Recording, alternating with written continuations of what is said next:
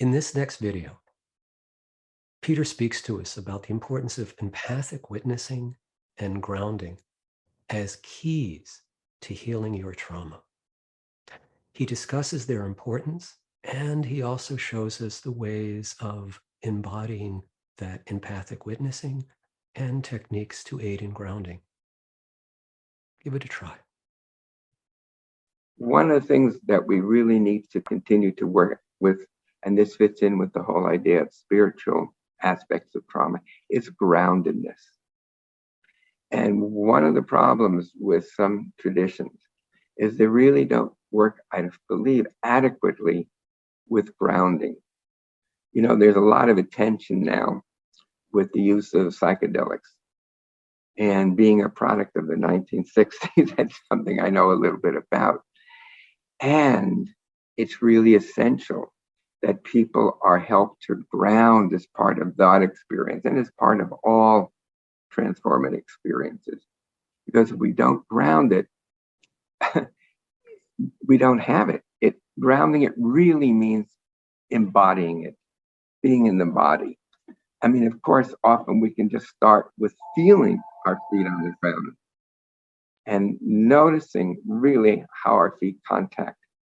Now, I think it's usually best, or it's more effective to work standing up, but to just change the weight very slightly from one foot to another. So you're delicately swaying. So again, imagining that I'm standing. So I put my weight a little bit more on my left foot, and I feel my foot opening into the ground, like the feet of a frog. Then I shift very, very slightly over my right foot and feel my right foot opening to the ground. But every part of the body, when it's awakened, is that grounding, is also the container for these powerful sensations and feelings. You know, there's a Sufi saying, the body is the shore on the ocean of being. I think that really captures it wonderfully, because our body is what contains these sensations, these feelings. And one of the ways that we can help awaken our bodies is by gently squeezing our muscles, different muscles on different parts of our body, as an awakening of kind of like pumping life into our body. And this is firm but gentle, really feeling, sometimes tapping different parts of the body can be helpful to awaken the body, to use the body as a ground, and to use our feet especially as connecting literally to the ground. There are some images that have been particularly, for me, relevant in appreciating what happens in trauma and in healing of trauma. In ancient Japan, the sharing of tea was a very important part of the family and of the community. If a guest came over, they would pour tea into the cup and would share the tea. And I mean, they do this even till today. Of course, not as regularly. And in ancient Japan, when the teacup would crack, there would be a crack, and they would fill it, not with the ceramic, not with clay, but with gold. And I think that symbolizes that when somebody has suffered damage, trauma, and has a history, when that's healed, they're more beautiful than before. When I started working with people in the 60s and 70s, I sometimes asked them a question. If you could either have what you have here after they've really worked through and healed the trauma, if you would have this, or have not had the trauma at all, almost everybody said, I would have much rather had the trauma and be where I am right now. I think that's about this, creating this inner beauty and self-compassion and compassion for others, empathy for others. I think that's really essential, and that's what's missing so much in our everyday lives, especially these last couple of years with COVID, where people are really disconnected from each other. It's really harmful. Trauma is not what happens to us, or not just what happens to us, but what we hold inside in the absence of an empathetic witness. And that is critical.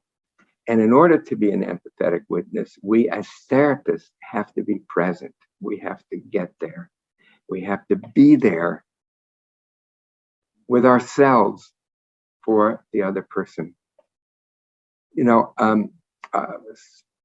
some 20, 15 years ago, I was crossing the road and I was hit by a teenage driver at about 25 miles an hour. I was flown into the windshield and then flown back up into the air and onto the road. And I literally was out of my body. It was as though, no, it wasn't as though, it was being above my body, looking down and seeing my twisted, limp body, and a crowd starting to come towards me like carnivorous ravens. And thankfully, this woman came by, because I mean, you know, I know about trauma first aid. If this happens to somebody else, I know exactly what to do, what not to do, and what to do. Anyhow, this woman came by and she said, yeah, I'm a doctor. Actually, I'm a pediatrician. I remember thinking, that's the kind of specialty I need right now. And she said, is there anything I can do for you? And I said, yes, please just stay with me. And she sat down and she took her hand in mine. I mean, my hand in hers. And just doing that allowed me to come into my body so I could reset my nervous system by being aware of my bodily experience. Because before that, an off-duty paramedic came and he took my pulse. It was about 160, which is what you would expect. And anyhow, when the ambulance came and I was in the ambulance, they were taking my pulse and blood pressure. I asked them what the reading was, and the woman, the paramedic, said, I can't tell you that. I can only tell that to a doctor. I said, well, actually, I am a doctor. Half truth, part truth at least. I didn't say what kind of doctor. And she said, but let me try again. And there must be something wrong with the apparatus, because it shows that your pulse rate is 74 and your blood pressure is 120/70. And she said, people are never like that after an accident. And I said, well, would you like me to explain? Because I never miss an opportunity to proselytize. So I explained what I did in my body that helped bring me back into my body and move through the states of fear, terror, and come back to myself, and to regulate my internal milieu, my homeostasis, to come back into equilibrium. And again, that's one of the keys in helping traumatized people, is giving them the tools, and I'll give you a couple of exercises, giving them the tools so that they can settle their internal state.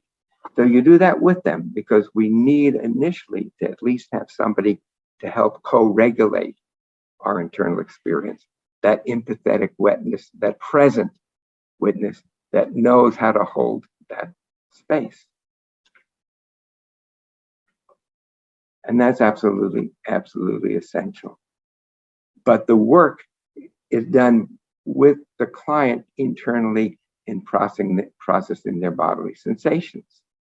When a person is exposed to overwhelming stress, threat, or injury, they develop a procedural memory or body memory. And memory, traumatic memory, is something that is so poorly understood, not just by lay people, but by many, many therapists at all. Because the traumatic memories, they're not conscious memories. They're memories of what the body did to protect itself from threat and injury. And again, it keeps replaying as a bodily memory, robbing us of the ability to be in the present. So anyhow, trauma occurs when these implicit procedures, these implicit body memories, are not neutralized. The failure to restore homeostasis is at the basis for many of the maladaptive and debilitating symptoms of trauma. In summary, somatic experience offers a framework to assess where the person is stuck in the physiological trauma response. Are they stuck in fight? Are they stuck in flight, in fleeing? Are they stuck in freeze? Or are they stuck in collapse? Or different elements of all 3 or 4 of these?